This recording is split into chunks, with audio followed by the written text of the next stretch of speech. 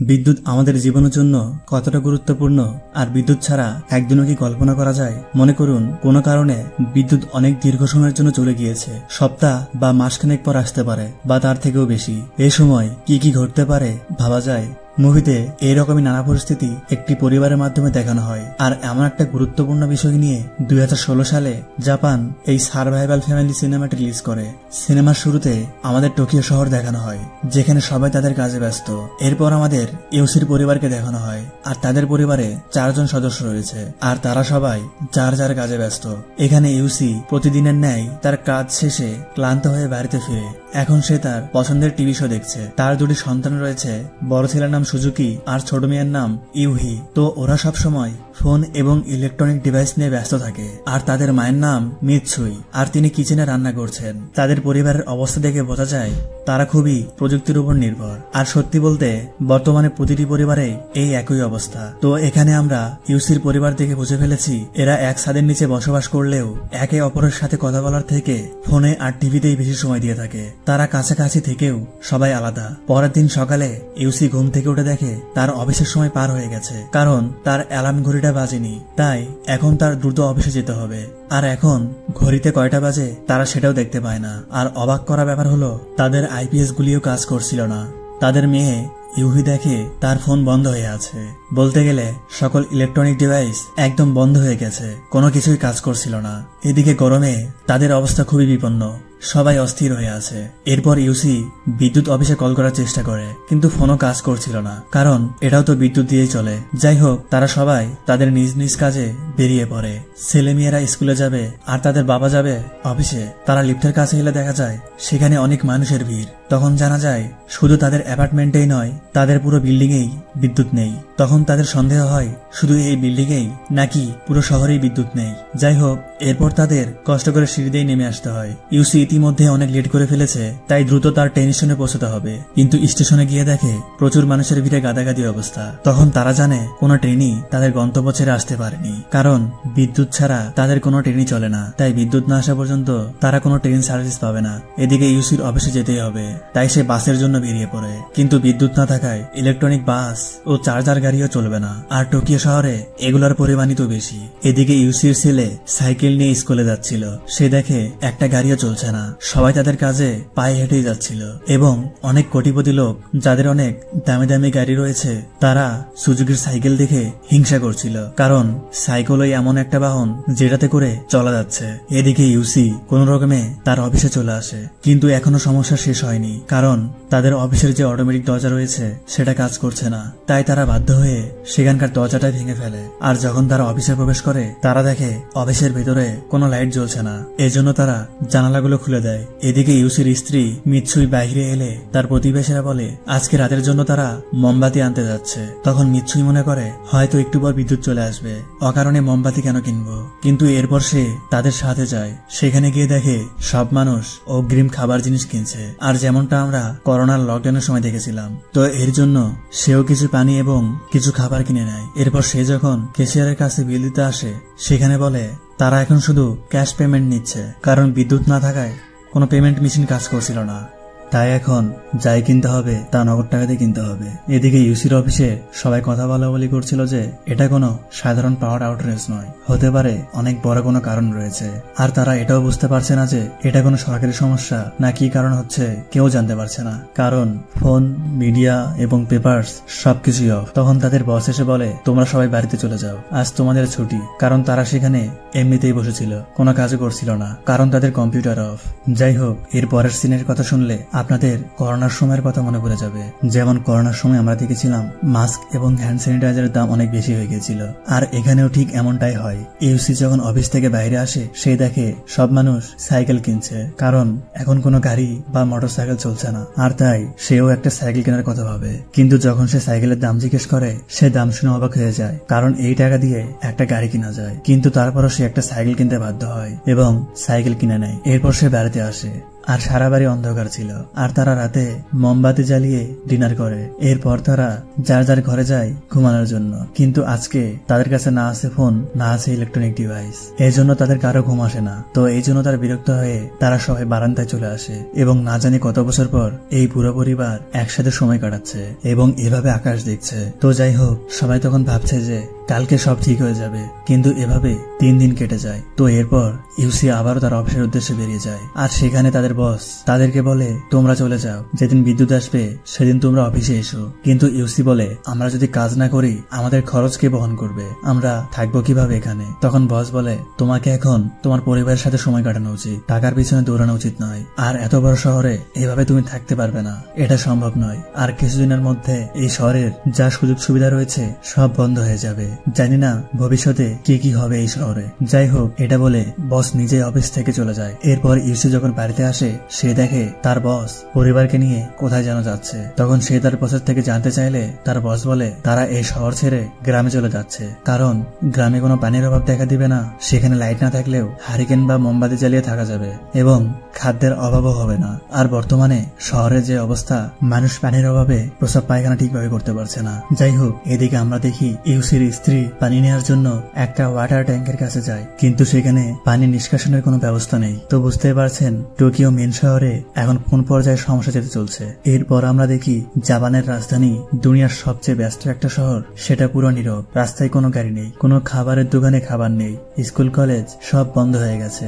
এইদিকে পাওয়ার কাটার 7ম দিনে শুরু হয় আসল সমস্যা, কারণ সকল খাবারের জিনিস শেষ হয়ে গিয়েছে। আর গ্রাম থেকে কোনো খাবার আসবে, গাড়ি তো চলছে না। এই জন্য টোকিও শহরের সবাই যার যার গ্রামে যাওয়ার সিদ্ধান্ত নেয়। আর ইউসিও তার পরিবারের সাথে বসে সিদ্ধান্ত নেয় যে তারা কালকে এই গ্রামের বাড়ি চলে যাবে। তো পরের দিন ইউসির পরিবার সাইকেল নিয়ে বেরিয়ে পড়ে। এরই মধ্যে রাস্তায় একটা দোকান দেখতে পায় যেখানে একটা লোক পানি বিক্রি করছিল, কিন্তু পানির দাম এত বেশি চাচ্ছিল যে যেটা আপনি কল্পনা করতে পারবেন না। কিন্তু ইউসির স্ত্রী কোন রকমে কিছু পানি কিনে নেয় আর তারপর তারা একটা জায়গায় বসে খায়। এরপর তারা এয়ারপোর্টের দিকে যায়। কিন্তু আমরা জানি কোনো গাড়ি বা ইলেকট্রনিক ডিভাইস চলছে না, তাহলে প্লেন চলবে কিভাবে? আর সত্যি সেখানে প্লেনও চলছিল না। এদিকে হাজার হাজার মানুষ বিমানবন্দরে ভিড় করছিল, আর এটা দেখে তারা খুবই নিরাশ হয়ে যায়। আর যেহেতু বাইরে থেকে তারা এতদূর চলে এসেছে, এদিকে রাত কাটানোর জন্য তাদের জায়গা প্রয়োজন। তখন তারা একটা হোটেল রুম নিয়ে বিশ্রাম নেয়। আর সেখানে ইউহি তাদেরকে বলে, আমাদের আবার টোকিও শহরে ফিরে যাওয়া উচিত। কিন্তু ইউসি বলে, টোকিও শহরে এখন কিছুই নেই, না আছে খাবার, না আছে বিদ্যুৎ, আর না আছে মানুষ। আর এখন যে 200 কিলোমিটার পথ বাকি আছে, ততটুকু আমরা সাইকেলে পাড়ি দিয়ে আমার নিজের গ্রামে ফিরে যেতে পারবো। তো এর পরের দিন আমরা দেখি তাদের কাছে যে মদ ছিল সেগুলো বিক্রি করে ইউসির স্ত্রীর জন্য একটা সাইকেল কিনে। আর বুঝতে পারছেন মদখোরের কাছে মদ কতটা গুরুত্বপূর্ণ।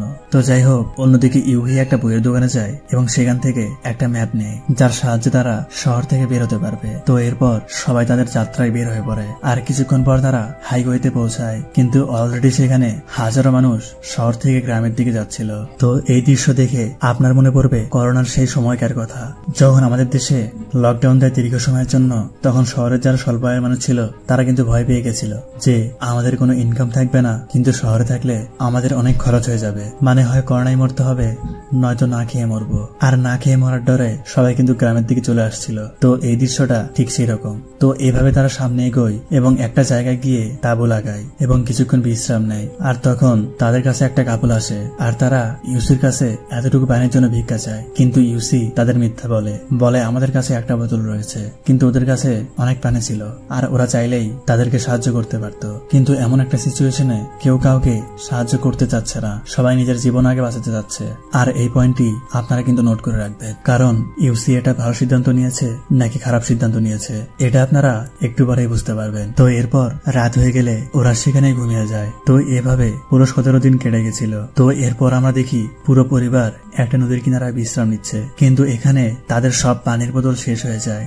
তখন সবাই খুব চিন্তিত হয়ে পড়ে। ইতিমধ্যে ইউসি তৃষ্ণায় কাতরাচ্ছিল, যে কারণে সে বাধ্য হয়ে ওই নদীর পানি পান করে, যেটা মোটেও পান করার মতো অবস্থায় ছিল না। তো এরপর তারা যখন বের হয় তখন একটা ভয়ঙ্কর তুফানের মুখোমুখি হয় তারা। আর তারা এটা থেকে বাঁচার জন্য একটা ফ্লাইওভারের নিচে বসে। এরই মধ্যে ইউসির অনেক জোরে টয়লেট আসে, যার কারণে সে ওই বৃষ্টির মধ্যে দৌড়ে টয়লেট করতে যায়। এটা হাস্যকর দৃশ্য হলেও একাধারে এটা মর্মান্তিক দৃশ্য।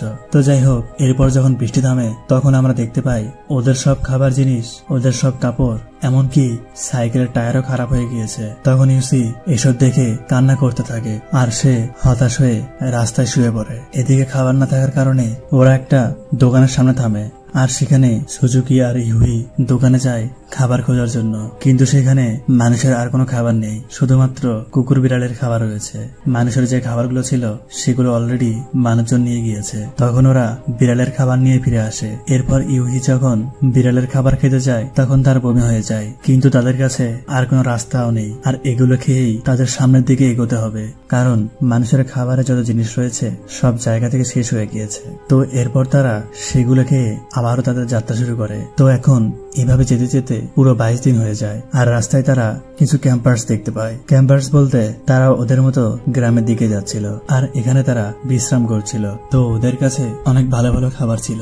এটা দেখে ইউসির পরিবারের অনেক হিংসা হয়, কারণ ওরা অনেক বেশি ক্ষুধার্ত এবং ভালো খাবার পাচ্ছে না। তখন ইউসি করে কি, বিড়ালের যে খাবারগুলো ছিল ওগুলোর উপর যে মোরগ বা স্টিকার ছিল সেটা খুলে ফেলে, যাতে ওই লোকগুলো জানতে না পারে ওরা বিড়ালের খাবার খাচ্ছে। তো কিছুক্ষণ পর ওদের মধ্যে একজন রাস্তার ধারে হওয়া কিছু গাছের ব্যাপারে ওদের বলে যে এই গাছগুলো খাওয়া যেতে পারে। এটা জেনে ওরা অনেক খুশি হয় এবং ওদের মধ্যে বন্ধুত্ব হয়ে যায়। তো এরপর তারা সবাই একসাথে সামনের দিকে যেতে থাকে, কিন্তু কিছু দূর যাওয়ার পর তারা আলাদা হয়ে যায় আর এভাবে অনেকগুলো দিন কেটে যায়। আর তারপর তারা একটা অ্যাকোয়ারিয়াম শপের সামনে চলে আসে আর সেখানে অনেক মানুষের ভিড় দেখা যায়। তো অ্যাকোয়ারিয়াম শপ মানে হচ্ছে আমাদের দেশে তো পুকুরে মাছ চাষ হয়, কিন্তু জাপানে কয়েকতলা বিল্ডিং থেকে এক এক তলায় এক এক ধরনের মাছ চাষ হয় আর ওই চাষের মাছ দিয়েই শহরের মাছের চাহিদার যোগান হয়। তো বিদ্যুৎ যেহেতু নেই, সব মাছ তো নষ্ট হয়ে যাচ্ছে, এই জন্য সকল মাছ বের করে রান্না করা হচ্ছে এবং সবাইকে বিলিয়ে দেওয়া হচ্ছে। তো ইউসিরা যখন রাজুরির কাছে খাবার চায় তখন ওই লোকটি বলে খাবার অলরেডি শেষ হয়ে গেছে।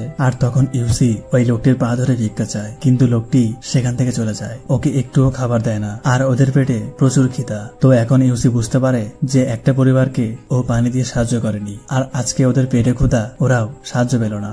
আর এভাবে পুরো 67 দিন কেটে যায়, মানে 2 মাস 7 দিন ওরা সবাই ক্ষুধা এবং পানির জন্য কষ্ট করার কারণে ওদের শরীরের অবস্থা খুবই খারাপ হতে শুরু করে। তো ফাইনালি ওরা একটা নদীর কিনারায় আসে আর ইউসি ক্ষুধার তাড়নায় একটা পোকা খেতে যাচ্ছিল আর তখন হঠাৎ করে একটা শুকর দেখতে পায়। তো এটা থেকে ওরা অনেক খুশি হয় যে তাদের একটা খাবার ব্যবস্থা হয়ে গিয়েছে, কিন্তু ওই শুকরটাকে ধরা এত সহজ ছিল না। পুরো পরিবার শুকরটাকে ধরার চেষ্টা করে এবং শেষমেশ শুকরটি নদীর কিনারায় চলে যায়, কিন্তু ইউসি সেখানে গিয়ে শুকরটাকে মেরে ফেলে। সেটা দেখে সবাই অনেক খুশি হয়, কারণ তারা শেষ পর্যন্ত একটা ভালো খাবার বা মাংস পেয়েছে অনেকদিন পর। কিন্তু যখন কাটার সময় আসে ওরা কেউ কাটতে পারে না। তখন একটা বৃদ্ধ লোক আসে আর সে শুকরটাকে কেটে দেয় এবং ওদের সবাইকে নিজের বাড়িতে নিয়ে আসে। আর এখানে উল্লেখ্য ওরা কিন্তু শহর থেকে 200 কিলোমিটার দূরে একটা গ্রামে চলে এসেছে। তো ওই বাড়িতে ঢুকে ওরা প্রথমে একটা টিউবওয়েল দেখতে পায় আর শহরের এই মানুষরা গ্রামের এই চাপকল দেখে এতটা খুশি হয় যে দেখে মনে হয় তারা বেহেশত পেয়ে গিয়েছে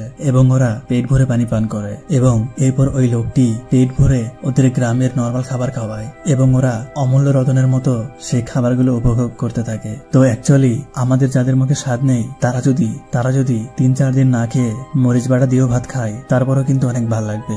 মানে পেটে ক্ষুধা থাকলে বা অভাব থাকলে খাবারের আসল স্বাদ বা মূল্যটা বোঝা যায়। তো যাই হোক, ইউহির টোকিওতে এত ধনী একটা পরিবার ছিল আর ওরা এখানে এই খাবার পেয়ে খুশিতে কান্না করে দেয়। তারপর ওই বৃদ্ধ লোকটি সবার সাথে মিলে ওই শুকরটি কাটে আর রাতের বেলা ওদের ঘুমানোর জন্য জায়গাও দেয় এবং লোকটি নিজের বাচ্চার ছবি দেখায়। তখন আমরা জানতে পারি ওই বৃদ্ধ লোকটি আর কেউ নয়। আপনাদের কি মনে আছে ইউসির কাছে একটা দম্পতি এসে পানি চেয়েছিল? তারাই ওই বৃদ্ধ লোকটির বাচ্চা ছিল। তো ইউসি যাদের পানি দেয়নি তাদের বাবা ইউসিকে পেট ভরে খাবার খাইয়ে আবার ঘুমানোর জন্য জায়গাও করে দিয়েছে। তো ইউসি এই ব্যাপারটি নিয়ে অনেক অনুতপ্ত হয় আর পরের দিন তারা অনেক আনন্দ করে এবং ওই বৃদ্ধ লোকটি সম্পূর্ণ শুকরটি রান্না করে ওদেরকে ব্যাগে দিয়ে দেয়, যাতে ওরা যখন সামনের দিকে যাবে অন্তত কিছু খেতে পারবে। তো আজকের দিনে শহরে এরকম সাহায্য না পেলেও গ্রামের মানুষের কাছ থেকে অনেক ভালো সাহায্য পাওয়া যায়। তো যাই হোক, এরপর ওরা নিজেদের গ্রামের দিকে এগিয়ে যায় আর সামনে তারা একটা নদী দেখতে পায়।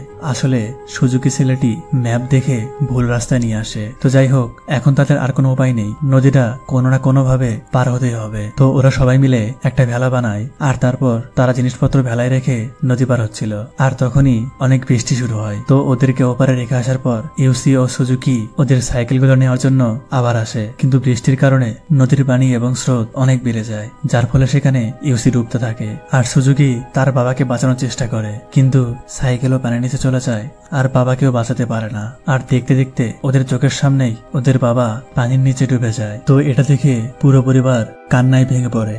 আর বৃষ্টি থামার পর সুজুকি আবারও তার বাবাকে খুঁজতে যায়, কিন্তু কোথাও খুঁজে পায় না। আর তখন ইউসি যে নকল চুল মাথায় পড়তো সেটা পায়। তো এভাবে পুরো 94 দিন কেটে গেছে, মানে 3 মাস 4 দিন কেটে গেছে। আর বাবাকে ছাড়াই ওরা 3 জন আবারও যাত্রা শুরু করে। আর যেতে যেতে ওরা ট্রেনের রাস্তায় চলে আসে। তখন হঠাৎ করে ওদের মা সেখানে থেমে যায়, কারণ সে তার স্বামীর চলে যাওয়ার কষ্ট মেনে নিতে পারছিল না। মাত্র জলজন্ত একটা মানুষ ওদের চোখের সামনে চলে গেল। সে কান্না করতে থাকে, আর ইউহি তার মাকে কান্না করতে দেখে সে নিজে কান্না করে দেয়। আর তারপর সবাই অনেক উদাস হয়ে যায়। কিন্তু তখন ছেলেটি ওদের সাহস দেয় এবং ওদেরকে আবার সামনের দিকে নিয়ে যায়। কিন্তু এরপর তারা একটা বড় বিপদের মুখোমুখি হয়। ওদের ব্যাগে যে মাংস ছিল সেই মাংসের গন্ধে অনেকগুলো কুকুর ওদের ওপর আক্রমণ করে, আর ওই মাংস ছাড়তেই চায় না। আর ওদের কাছ থেকে বাঁচতে গিয়ে ওদের মা ওখান থেকে পা পিছলে নিচে পড়ে যায়, আর এ কারণে পায়ের হাড় পুরো ভেঙে যায়। আর বাচ্চা দুজন যখন কাছে আসে, মায়ের এই অবস্থা দেখে তারা ভয় পেয়ে যায়। এরপর দেখি ওদের ভাগ্যটা অতটাও খারাপ ছিল না। তখন সেখানে একটা ট্রেন চলে আসে। আর আপনি হয়তো ভাবছেন এই ট্রেনটা কিভাবে চলছে। অ্যাকচুয়ালি জাপানে গ্রাম অঞ্চলে ঐতিহ্য রক্ষার্থে 1800 সালের ট্রেন চালানো হয়, মানে যেটা কয়লায় চলে আর কি। তো এরপর ওরা ট্রেনে বসে পড়ে, আর সেখানে ওদের মার্কে ফার্স্ট এইডও দেওয়া হয়। এদিকে আমরা দেখি ইউসি, যে কিনা পানিতে ডুবে গিয়েছিল, ও সাঁতার কেটে কোন রকমে নদীর কিনারায় চলে এসেছে এবং সে এখনো বেঁচে আছে।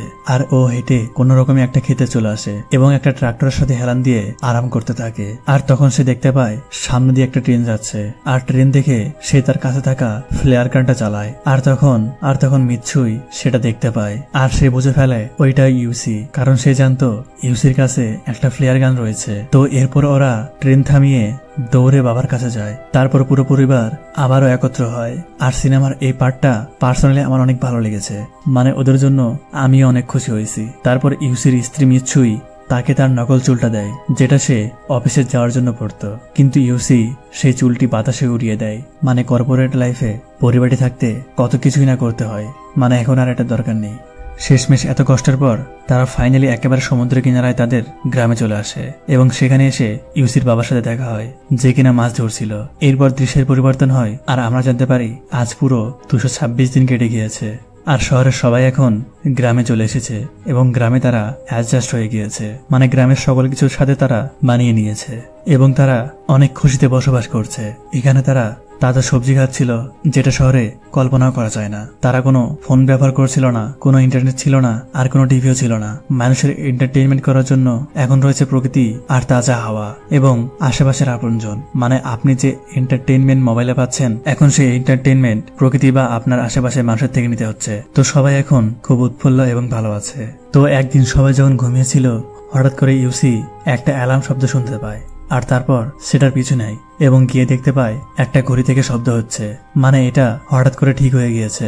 এরপর সবাই ঘরের বাইরে আসে এবং দেখতে পায় পুরো শহরে লাইট চলে এসেছে এবং ফোনেও নেটওয়ার্ক আসতে শুরু করেছে। এর মানে হচ্ছে সবকিছু আগের মতো ঠিক হয়ে গিয়েছে। কিন্তু এখন আমরা দেখি ইউসি এবং বাকি সবার চেহারায় খুশির বদলে দুঃখ বেয়ে আসে, কারণ যেহেতু বিদ্যুৎ এসেছে, আবারও তাদের শহরে যেতে হবে, আবারও তাদের জীবনের জন্য স্ট্রাগল করতে হবে, যেটা একটা বোরিং লাইফ। আর কিছুদিন পর তারা টোকিওতে ফিরে আসে, আর তখন আমরা এর সত্যতা জানতে পারি যে কি হয়েছিল। মানে বিদ্যুৎ যেহেতু এসেছে, এখন টিভি চলছে, এতদিন কি সমস্যা হয়েছিল এটাও সবাই জানতে পারবে। তো টিভিতে বলা হয় পাওয়ার আউটরেজের কারণ হচ্ছে স্লোয়ার ফ্লেয়ার, মানে সূর্য থেকে কোন একটা ফ্লেয়ার এসেছিল, যেটা এত বেশি হয়ে গিয়েছিল যে পুরো দুনিয়ার ইলেকট্রনিক ডিভাইস এবং বিদ্যুৎ চলাচল বন্ধ করে দিয়েছিল, যার কারণে পুরো দুনিয়ার লাইট চলে গিয়েছিল।